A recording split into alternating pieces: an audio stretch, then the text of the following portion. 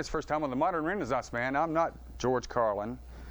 Although if you take a look at me this way, put your hands on the TV screen, I could look like Sean Connery. Welcome to the show. This is a show about entrepreneurs. This is about people who try a lot of different things, and we're going to try to do some different things in this show. And I'd like to start off with this is ScottMcCloud. This is the guy that's doing my music. Hey.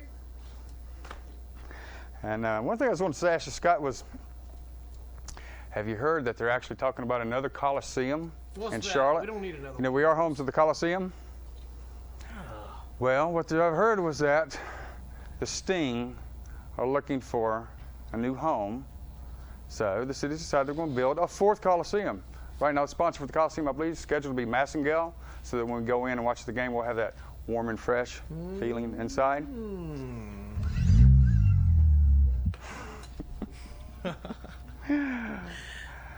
One of the things interesting I find is that I'm a native Charlottean. I'm proud to admit it. I've come out of the closet. I meet a lot of people come down here and they say, you know, people around here really drive badly. And what I say to them is, I thought they had driver's education up north. Anyway, so you stay with the show. We're going to have a guest who's a local person, has been an entrepreneur, been a friend of mine for a long time. We're looking forward to listening to his views about being an entrepreneur and being a Renaissance man himself. We're going to have some tunes from Scott and the Cloud Group, and we're also going to have some Job Seeker Corner, and we'll talk some more about that in a little bit. Right now, on a little bit more of a serious note, we have the soapbox issue. Look at me. Daddy, look at me. And we see a little girl in different scenes. She's riding her bike, and you got the father sitting there. Daddy, look at me. And she's riding her bike. The father's still sitting there. And then at the end of the PSA, you see the young woman smoking a joint of marijuana, is what you assume. The thing that bothers me out of that PSA is I saw it the other day, and 5 minutes later I saw what looked like the exact same young woman in a bar, downing a beer, and basically looked like she was pretty much getting intoxicated. And what I want to know is, when you talk to your people, talk to your children about the use of drugs, the use of tobacco, talk to them about the use of alcohol. Alcohol is really one of the most dangerous substances, in my opinion, in the United States. So let's be fair across the board. If you're telling your children not to smoke, you're telling your children not to do drugs, be sure to tell them that alcohol is a drug and to be careful with it. If you're sitting there and you're having your alcoholic beverage and you're preaching to them about drugs, they're going to pick up on the inconsistency. I recently read a high school newspaper from Charlotte Mecklenburg Schools, and in this newspaper, it was written by the students, and they said that approximately 75% of the students in the school drank regularly many nights a week, most of the time getting intoxicated. That disturbed me. What disturbed me even more is that there was a quote from the assistant principal at this school who said they didn't see that there was a problem at the school, and they hadn't encountered any. And I felt like obviously this is principal probably had not read these students' reports about the amount of alcohol uses they considered to be there. All the students at the school said it was a problem. So please, when you're talking about use of tobacco, when you're talking about the use of drugs, include the use of alcohol.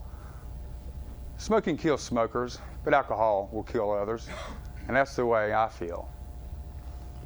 And now how about some tunes from ScottMcCloud and the ScottMcCloud Group.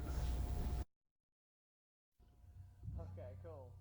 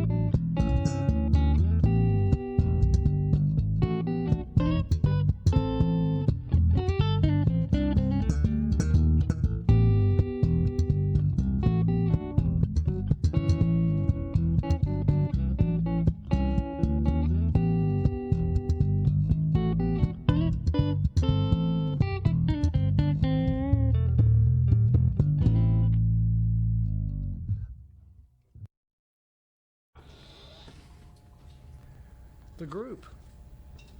Excellent group. Yeah. Yes, we are. Yeah. And we got some footage with some more of the group that Yes. if we don't have on the show, we're going to have on another show. Yes. His probation officer showed up and he had to go. So. Yeah. Scott, glad you're here. I guess the ScottMcCloud group. Yes. Basically serving as the modern Renaissance man band. Wow. Wow, yeah, really. What we're going to have our entrepreneur to come on out. This is a guy that I've known, like I said, for many years. ScottHicks. Get you to have a seat. Get you here on the mic.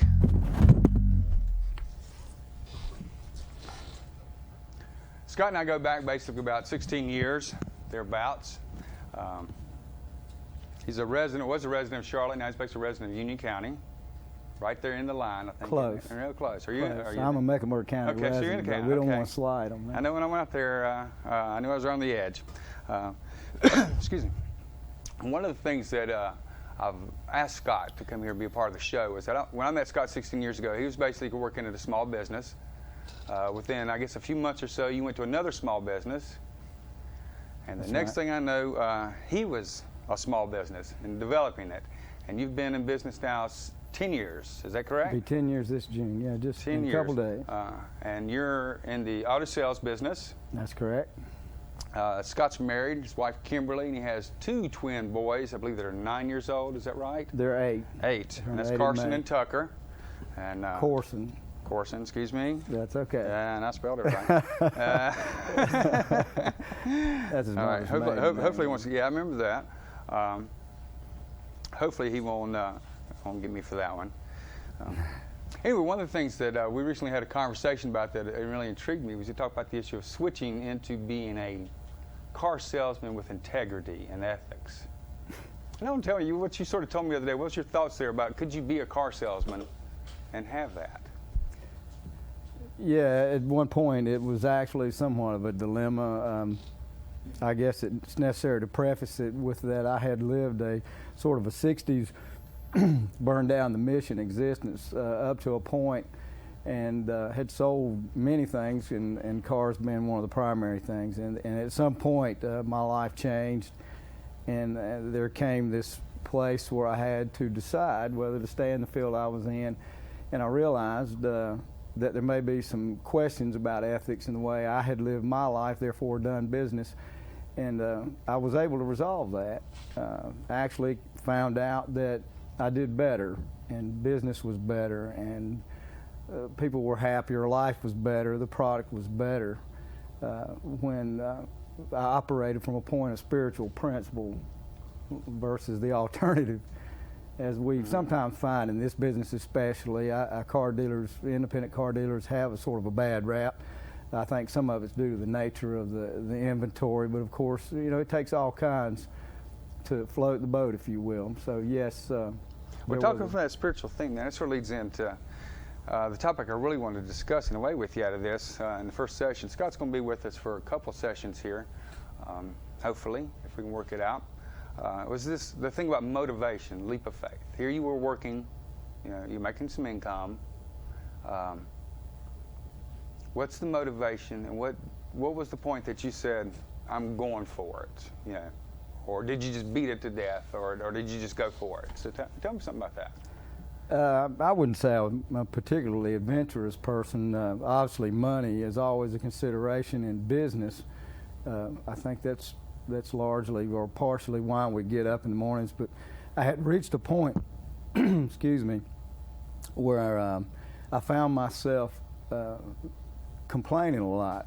Actually, I owe a lot to my wife. I would come home at night complaining about the way business was handled, the way decisions were made, how I would want to do things, or why didn't he do it this way, or why don't they do it that way. And of course, she listened to me as much as she could, but at one point she said, well, if you feel like you're better capable of doing that, why don't you do it for yourself? Which, you know, it's one thing to think things, but then sometimes when a loved one plants it firmly in front of you, it has a, shall we say, a revelation content, and at that point I realized that's what I needed to do to be happy. So I made a decision. So how long was this like going on? I mean, what would you say? It wasn't sudden. I think the courage to enter into this was fairly sudden, but I had been looking for many years at making a move and doing something on my own. At that point, I think I arrived. The money was funny, and the industry was funny, and an opportunity presented itself. And with God's help, I made that decision and moved forward and cut some strings and stepped off the abyss, if you will. And it's been very enlightening and productive. So. Yeah.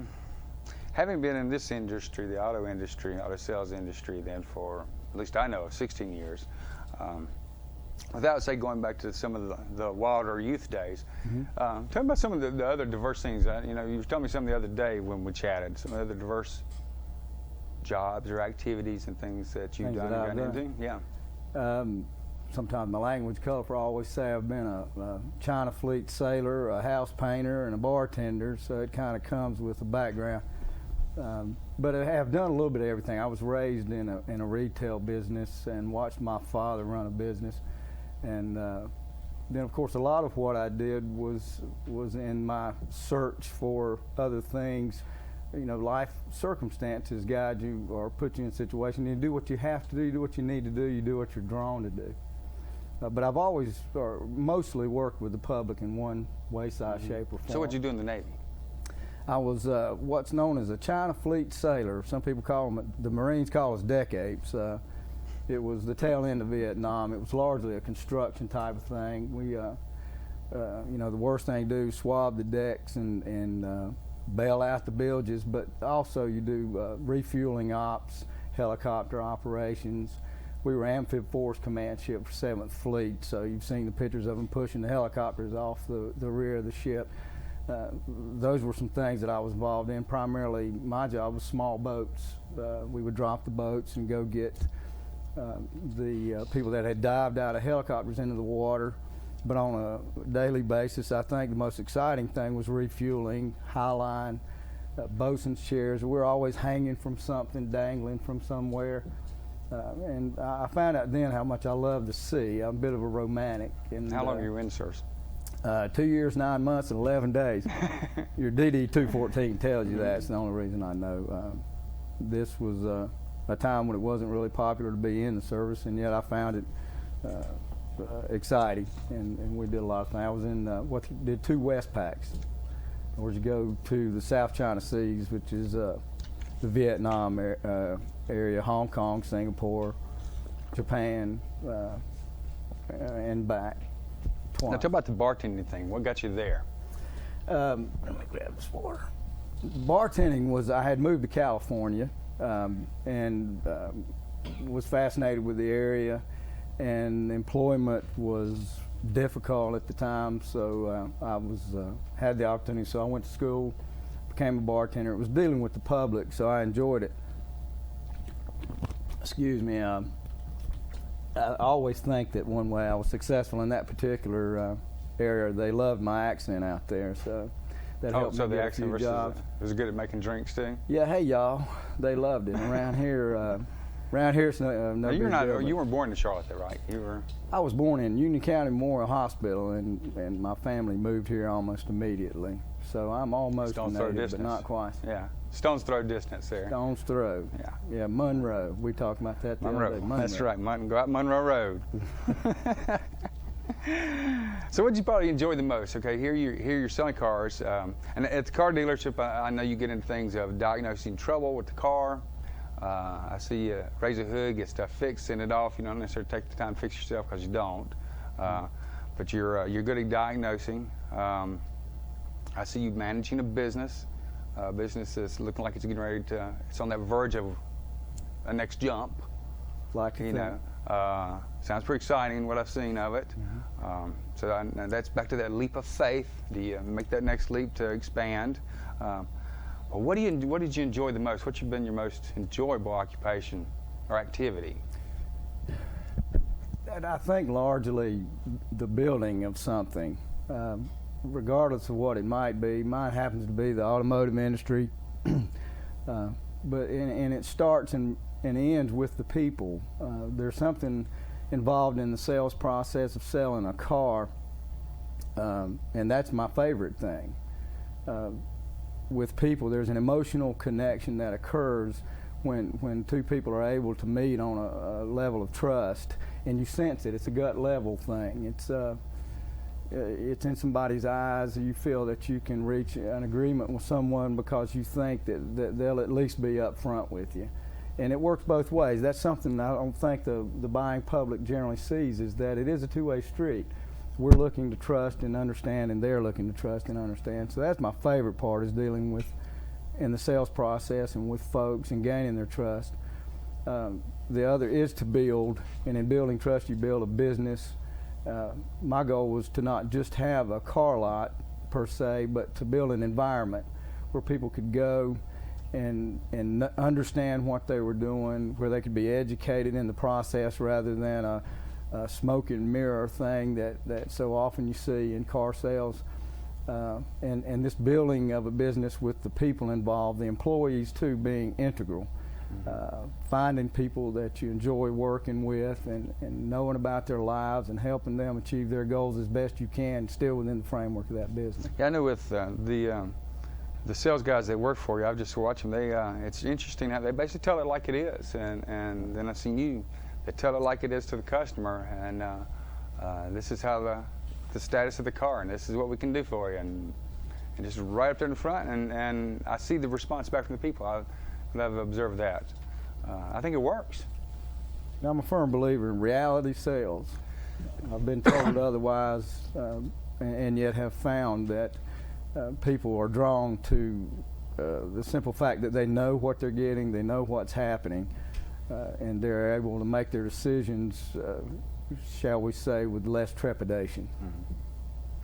So tell me of being out in the middle of the China Sea and the wildness of California. I would probably assume what position I might think would be the wildest. But what's the wildest or what's the oddest, I guess, of the things that you've done? What would you consider? You mean in the way of employment, I assume? Well, any activity at all. I guess things that you've done for fun, for hobbies.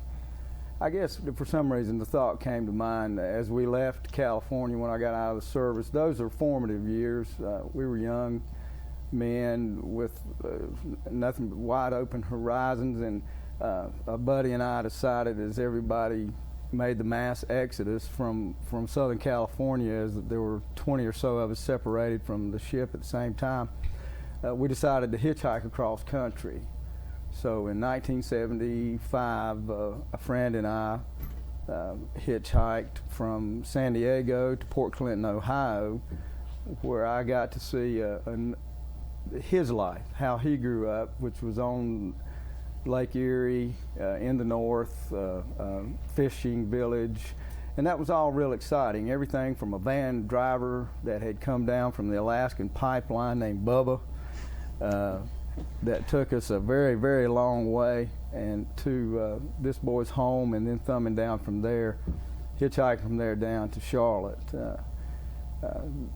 That was, it stands out in my mind. The pictures are crisp. It's the type of experience that you're just alert, very excited, very in tune with what you're doing. So what do you like doing the least? What do I like doing the least would probably be, the funny thing here, I'm thinking working on a car. Okay, so we can say this quick because we're running out of time. I'm sorry. That's all right, not your fault. Saying something quick's not my strong point. I don't like the greasy part, the turning the wrenches. I pay people to do that. I love diagnosing and solving problems, but actually getting down there with a wrench and getting my face and hands in the grease is not something I enjoy doing. Well, Scott, I appreciate you coming out, taking the time from your busy business. Appreciate you having me. To talk to us. Right now, we'd like to go ahead and move towards our Job Seekers Corner. And for today, we have with us a gentleman, Greg Janis. If you come up, in the Job Seekers Corner, what we do is we find people who, for various different reasons, layoffs, job changes, whatever, that right now they're looking for another opportunity. And we do what's called the elevator spill. And as part of the elevator spill, we pretend in a way that, what if you got on the elevator and you were with a hiring manager and you had basically 30 seconds Okay, Greg's going to have a little bit longer than that to say what he does, who he is, what he can do for somebody. And with that, I'm going to let Greg take his piece. And we have a microphone right here for you. Okay. Hi, my name is Greg Janis, and I'm a manufacturing operations manager with over 20 years experience in equipment manufacturing, machinery, and aerospace manufacturing.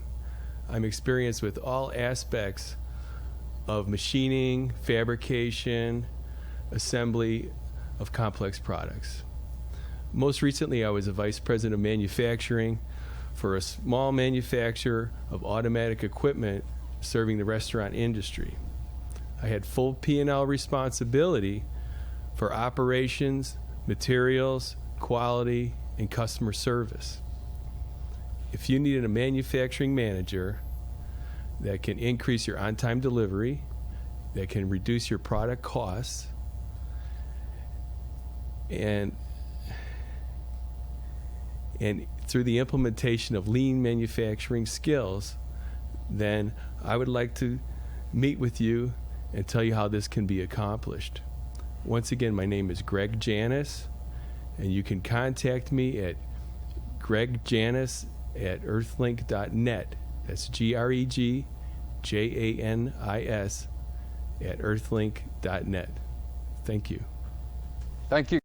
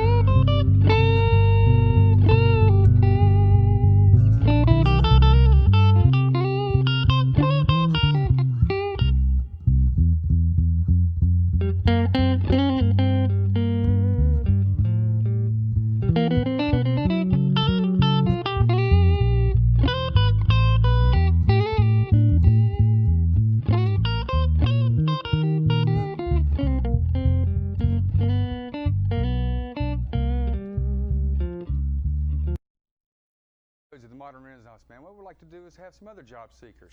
If you're interested in participating on the Modern Renaissance Man, the Job Seeker Corner, please send an email to the Modern Renaissance Man at together.net. Look for the address, it'll be on the closing credits, the Modern Renaissance Man at together.net.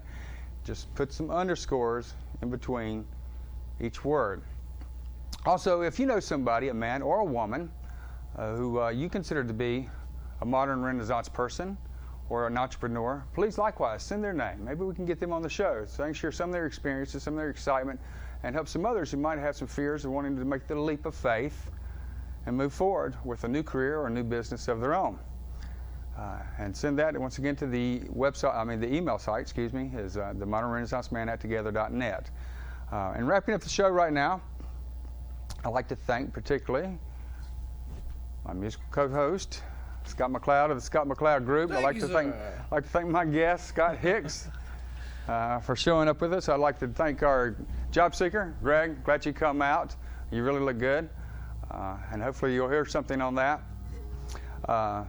Most importantly, I guess I'd like to thank the cast and crew who are here to help put this show on. It's been an interesting first show.